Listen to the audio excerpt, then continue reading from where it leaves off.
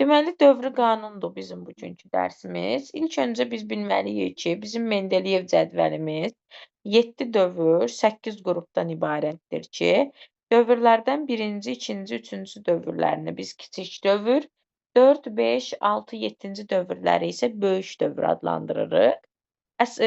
Qruplarımızı da əsas və əlavə olmaqla 2 hissəyə bölürük. 118 elementimiz bizə mövcuddur, amma deyirlər say get-gedə artır, artacaq da.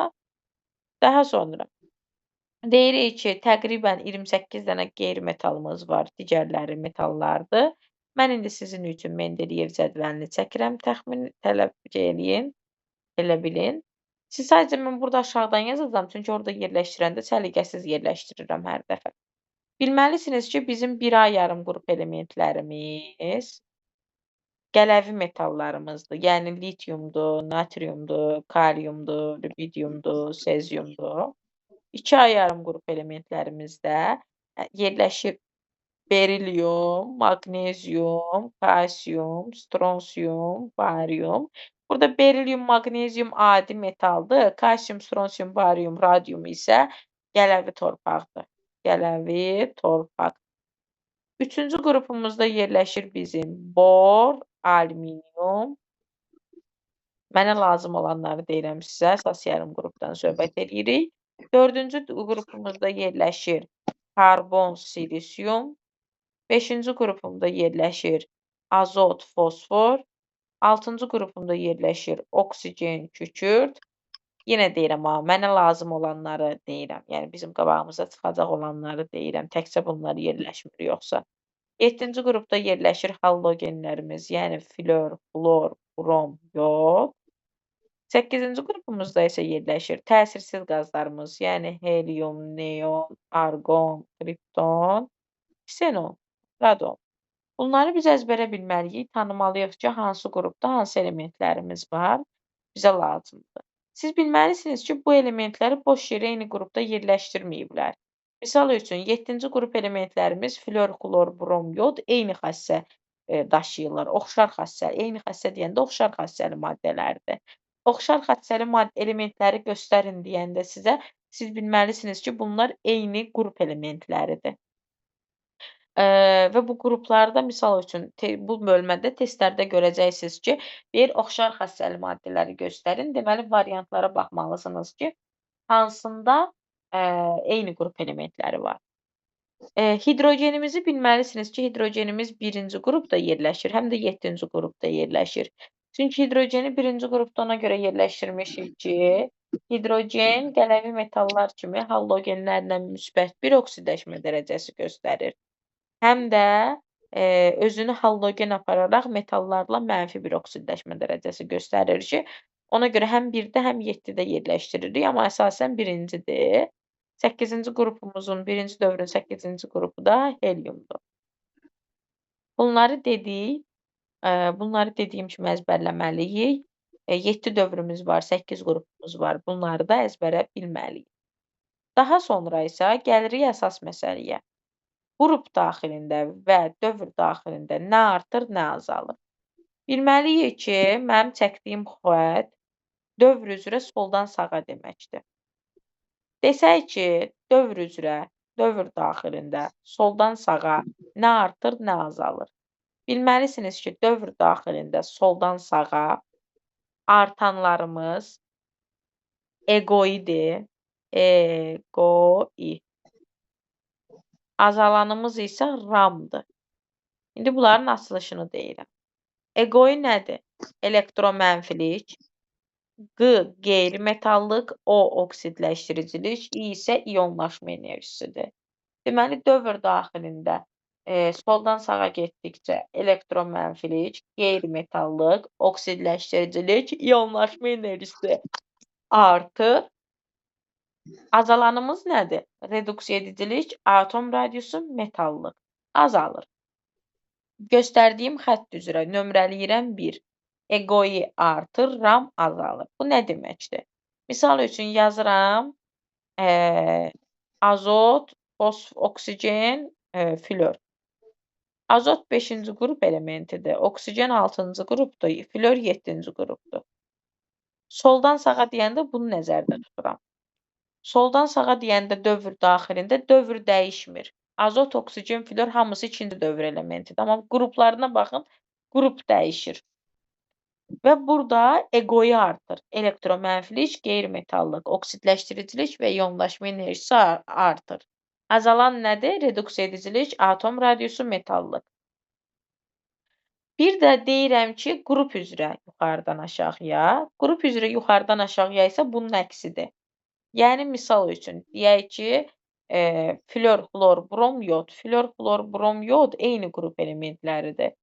Hər dördü 7-ci qrupda yerləşir. Amma florum 2-ci dövrdür, xlorum 3-cü dövrdür, bromum 4-cü dövrdür. Yəni, belə gedir. Bizə deyir ki, qrup üzrə yuxarıdan aşağıya gəldikcə artanımız ramdır. Yəni, reduksiya edicilik, atom radiusu, metallıq. Azalanımız isə eqoidir. Azalır, yəni elektromənfilik, qeyri-metallıq, oksidləşdiricilik, ionlaşma enerjisi.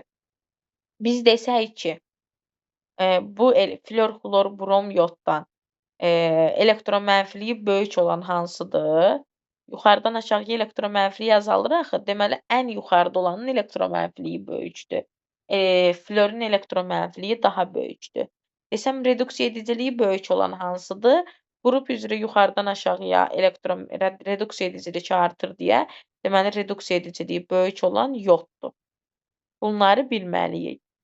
Dövr daxilində soldan sağa eqoyu artır, ram azalır. Qrup üzrə isə yuxarıdan aşağıya ram artır, eqoyu azalır. İndi bunların əksi olanlarını da deyə bilərlər. Mən deyirəm, dövr üzrə soldan sağa, sizə deyə bilərlər sağdan sola. Artıq sağdan sola deyirsə, deməli, soldan sağanın əksi olacaq.